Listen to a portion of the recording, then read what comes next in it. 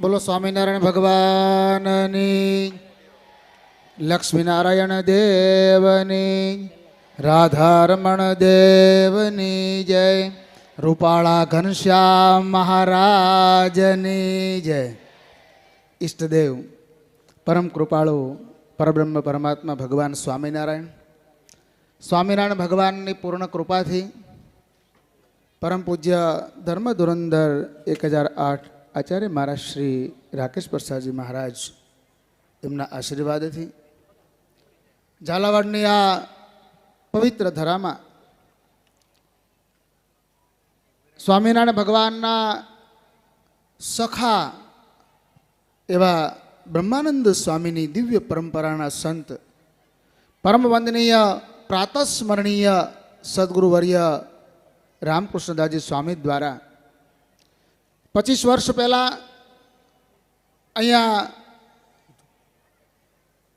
વ્યક્તિના ઘડતર માટે એક સુંદર મજાનું ગુરુકુલીય પરંપરાનું એક સંકુલ તૈયાર થાય અને મોક્ષના દાન માટે, આત્યંતિક કલ્યાણ માટે ઘનશ્યામ મહારાજ પ્રતિષ્ઠિત થાય એના 15 વર્ષના ઉપલક્ષ્યમાં જનમંગલ મહોત્સવ એમના પ્રારંભે પૂજ્ય ગુરુજીએ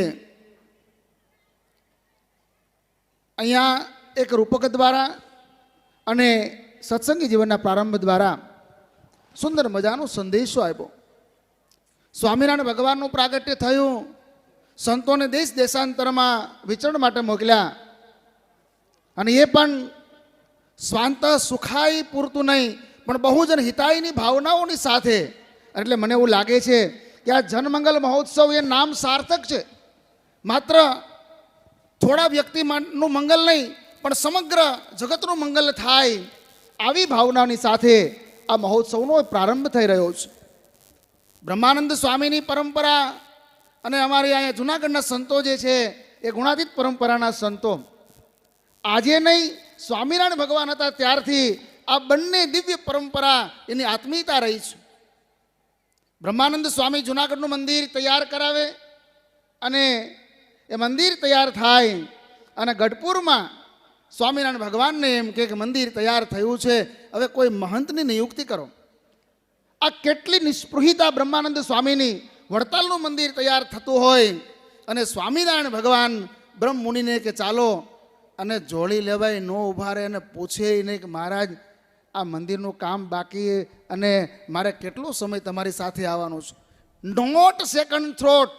એ બ્રહ્માનંદ સ્વામિનારાયણ ભગવાન વગર એક પળ ન રહી શકે. એ દેશાંતરમાં વિચરણ માટે મોકલે અને બ્રહ્માનંદ સ્વામી કોઈ બહુ પ્રસિદ્ધ પ્રસંગ છે, માત્ર અડધી મિનિટમાં કહું. એ કોઈ ખેડૂતની વાડીએ જાય અને તેને સમાચાર મળ્યા કે ગામમાં સ્વામિનારાયણ ભગવાન આવ્યા છે અને એ છોકરાને મોકલ્યો છે કે જાને ત્યાં જઈને કહેને કે તમારો શ્રીરંગદાસ નામનો એક સંત આવ્યો છે અને એને તમારા દર્શન કરવા છે. છોકરો જાય છે.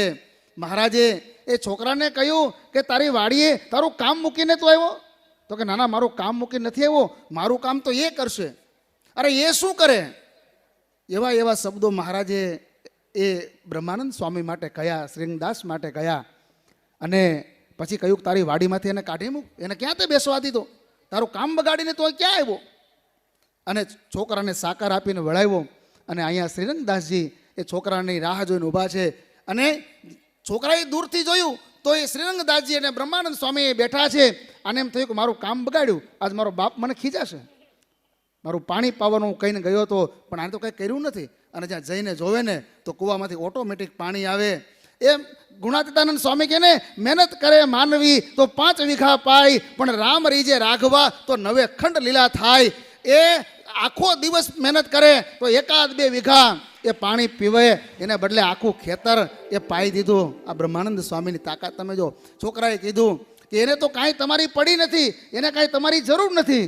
અને ત્યારે શ્રીરંગદાસજી એમ કીધું કે એને મારી જરૂર છે કે નહીં મને ખબર નથી, પણ મારે એની જરૂર છે. અને એ છોકરાને કીધું કે એક છેલ્લો સંદેશો મારો લઈને જા.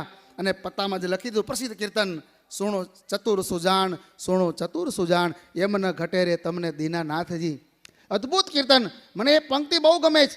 એમાં એવું લખ્યું કે પહેલી પ્રીત કરી સિદ્ધને આગે, દૂધ દેખાડીને મારા ડાંગે, પછી તેને તે કેવું વસમું લાગે.